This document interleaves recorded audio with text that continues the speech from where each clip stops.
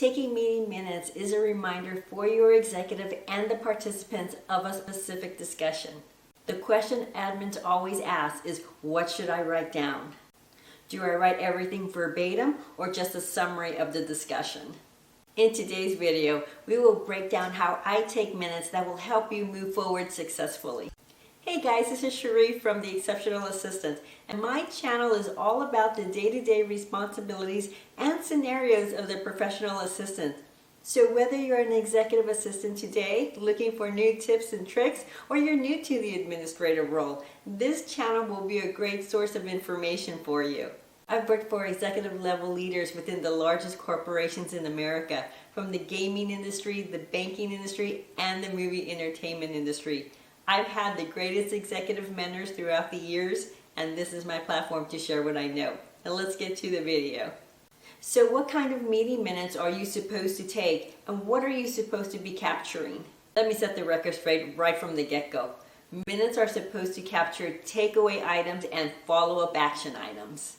It's not meant for you to write down every single word that every single person is saying in the meeting. So remember, even in taking minutes, less is more.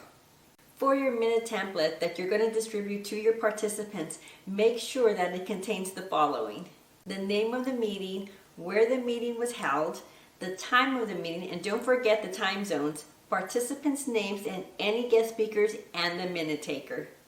In addition, the font and font size should be universal throughout the entire template, and your minutes should be consistent with the order of the agenda.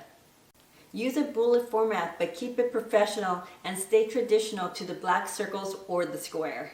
And stay consistent with the bullet and sub-bullet format throughout the document. I know that admins don't like taking minutes and they would rather record the meeting, but think of it this way. It would be like having to listen to the entire meeting all over again to type the minutes, and who wants that? That's too much time wasted. Plus, your company may have a policy in place that prohibits the use of recording devices. Check with your executive or your human resources department before you start recording. A great tip I can share: if you're not familiar with a specific topic that's being discussed, write the name of the person who's speaking. After the meeting, you can reach out to them for a little more clarity. They're more than happy to help. When you're taking minutes, whether you're typing them or writing them down, don't pay so much attention to the misspelled words. You can always go back and edit them during the cleanup stage.